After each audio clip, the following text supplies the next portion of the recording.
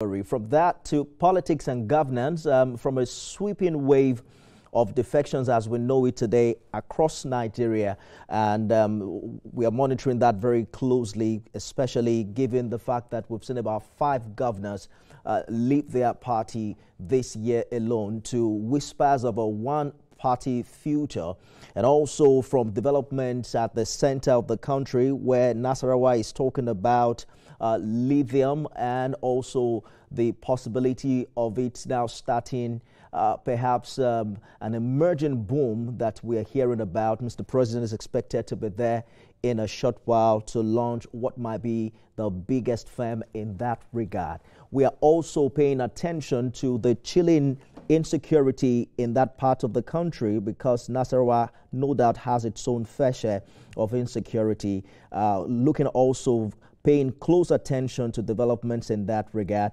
from the rise in kidnappings in state capitals. There are few times in our democracy where the lines between politics, power and security are so tightly drawn. Tonight we bring all of that into one conversation with a key player, the governor of Nasarawa State, a growing mining hub, battling its own share of insecurity, and a state now also receiving members of the opposition to the ruling party. He's no stranger to this show, but tonight we dig deeper. Live from our studio in Abuja, Governor Abdullahi Sule, thank you for joining us again on Beyond the Headlines. Thank you very much for having me. Thank you. Governor, let's begin with the breaking news. The top-level reshuffle in Abuja has now changed the faces of those who will coordinate military responses across the country. What do you make of this development, being the second in a little over 2 years?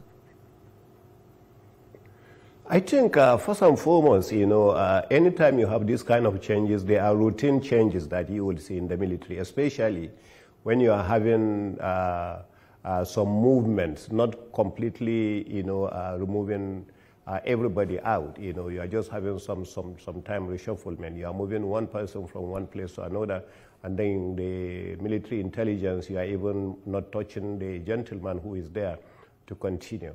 What I know for sure is that Mr. President is always talking about security. He's very concerned about security and is following up. Just yesterday, Mr. President actually participated at the NEC meeting, which I was there, and Mr. President also brought out the issue of security and the training of the personnel who will be securing this nation. And he was concerned about the police training. And he set up a committee, which I'm lucky to be one of the members of the 6 governors, that have been set up, that are going to go around this country, to identify the needs that are required in every one of the institutions that require training of our police officers, as we are engaging more officers to do that. So if you see that Mr. President will come to a meeting of the NEC just to discuss about something like that after the swearing in of the new INEC chairman, then definitely Mr. President is very much concerned about the security. And so this change will not be anything new or surprising, especially to some of us, who have seen that.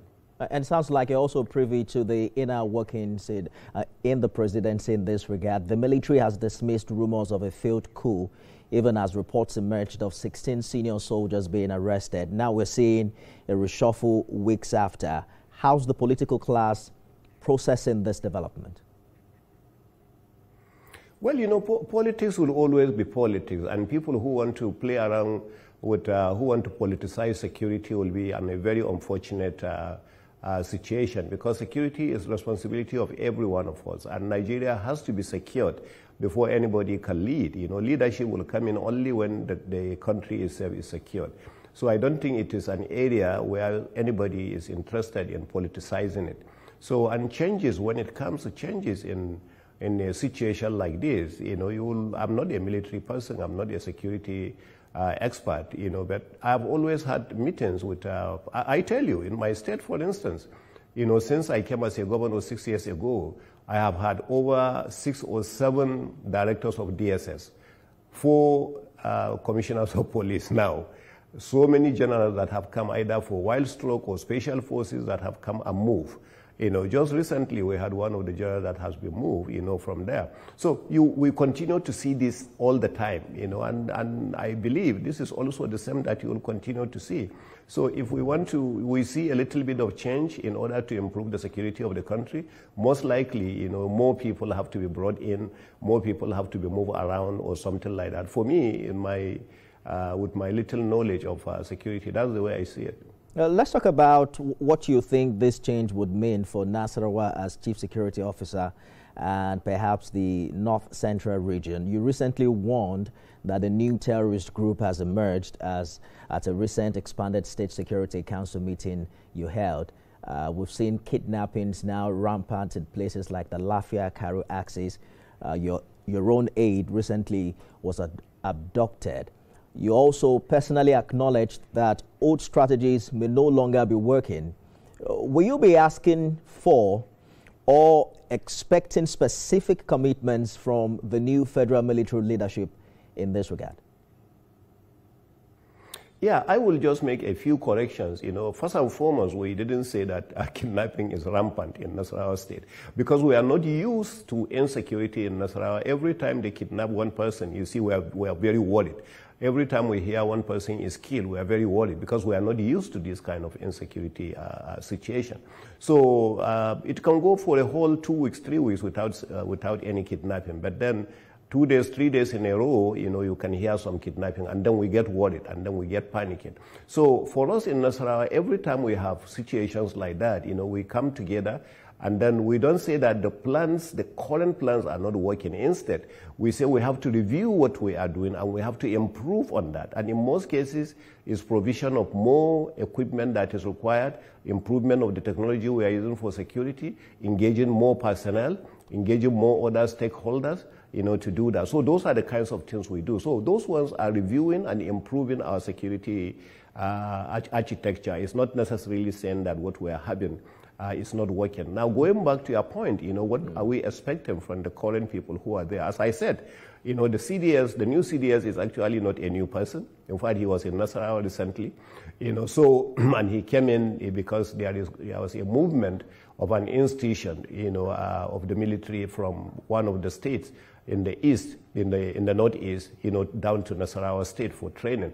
So he's somebody we are very familiar with, and we believe very strongly that he's very familiar with our situation in Nasarawa and indeed in the North Central, and we believe it is also going to be positive direction for us.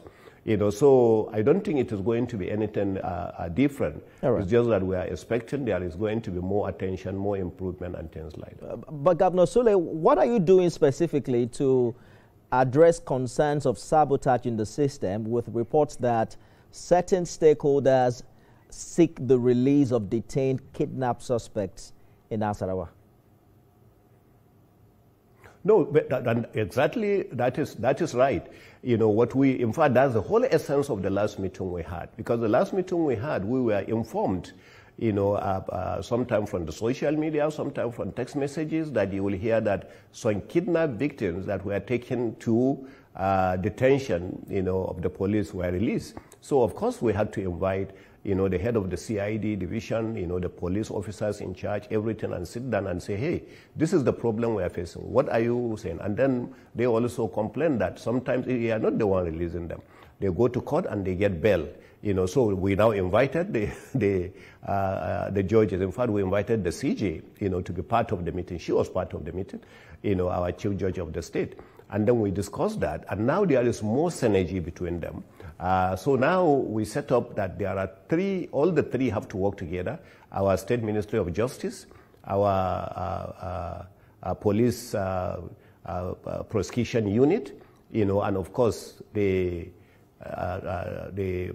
CJ's office, to monitor, if there are some foul play between some of those people that are being released. And so far, we have not had anything negative anymore. Governor Abdullahi Sule, let's take a short break. When we return, we'll talk politics. Stay with us, everyone.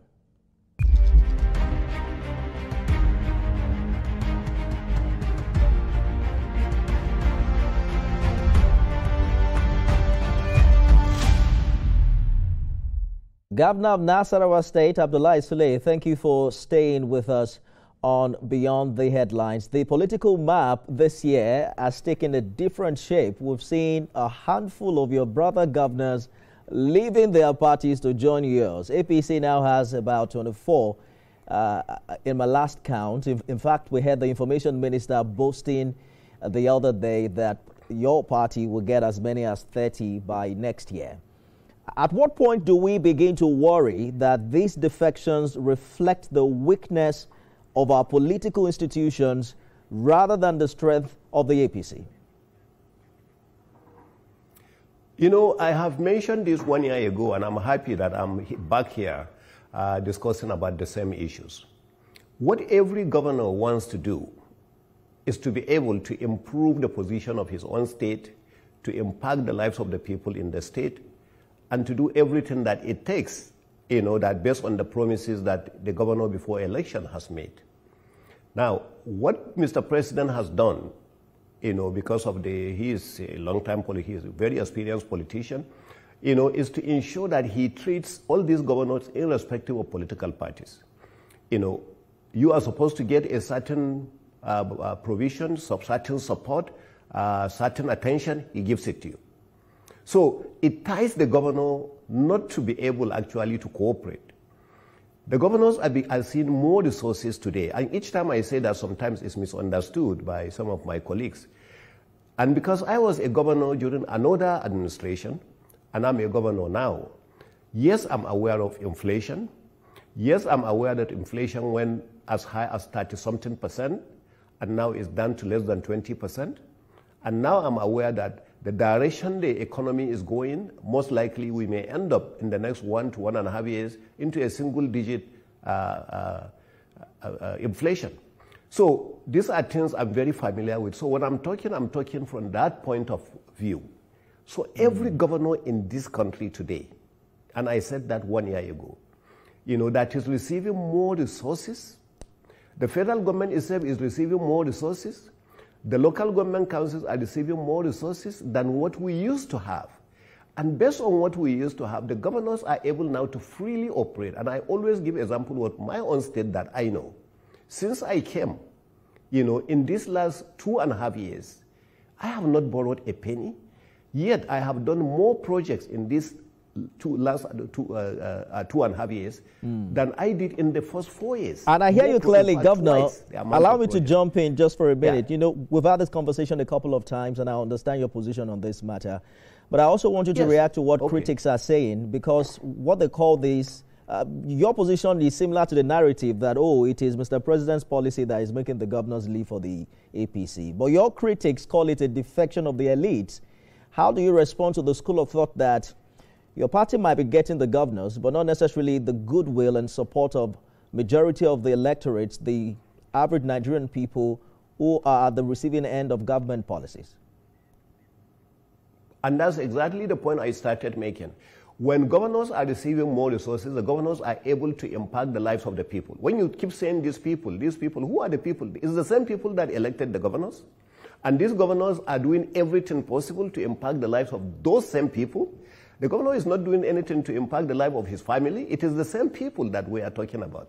If a governor is doing something, a project, is doing an empowerment, is doing some human capital development, is providing better health care, is providing better education, is for the people, it's not for his family. You know, and it is the same people that they are talking about. So if the governor is making the life of the people better, how are now going to say that, oh, what the governor is doing, he is the only one moving? Now, you go to some of those states. Yesterday, I was with one of the governors, my dear friend Peter Mba. When he moved along with all his people. Governor Sharif from Delta, when he was moving, I was there. He moved with all his people. So which people are you talking about?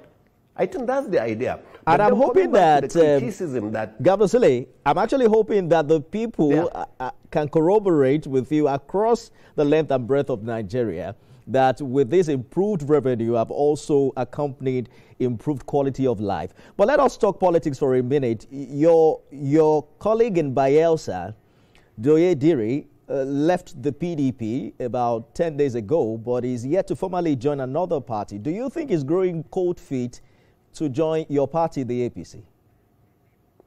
Our arms are open and we're waiting for him. You know, I don't see him going anywhere else. I think any which way is up. You know, you remember the movie. I don't think he will leave PDP to go to another party other than APC.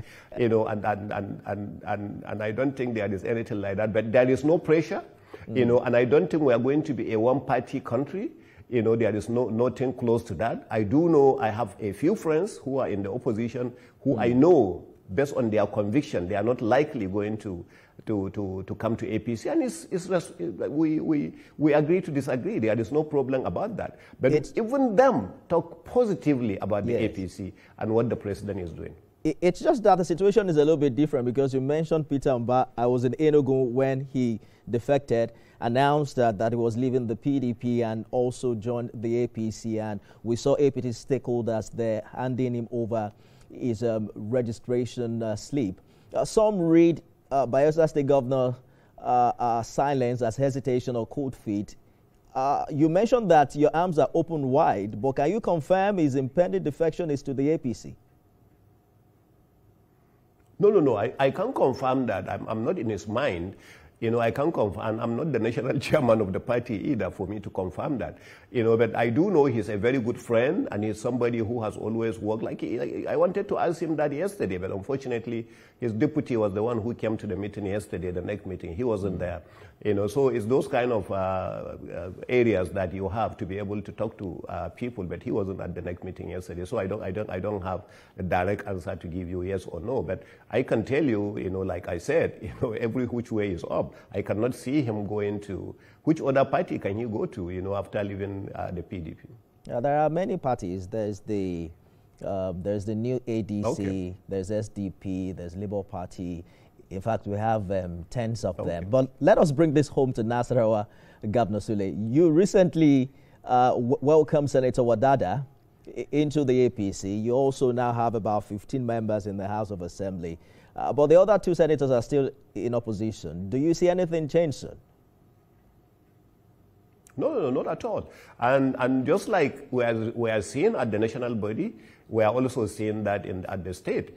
Remember, we started only with 9 members of the House because of all the challenges we had in Nasarawa. You know, Nasarawa Plateau had huge challenges during the 2023 elections. So it was very, very difficult a situation to manage. No cash to do, nothing whatsoever. We had all the challenges. But at the end of the day, today we have 15. So we have a very comfortable number of the members of the House of Assembly. But more importantly is that all of them, all the 24 of them are working together as a team. You know, every time they come to me as a team, and some of us are copying what Mr. President is doing. I treat every one of them as representative of the people, irrespective of their political parties. And so freely they are coming, and we expect also more coming in Nasarawa State. And in the same thing, the one that you will always hear is that of Senator Wadada.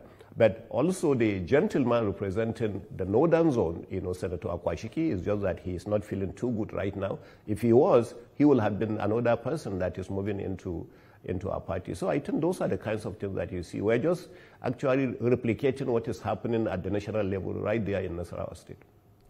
Indeed, and there are concerns about whether or not the APC in Nasarawa has learned its lessons, that perhaps you may not have given the most popular candidates the tickets, and I'm referring to the senatorial election.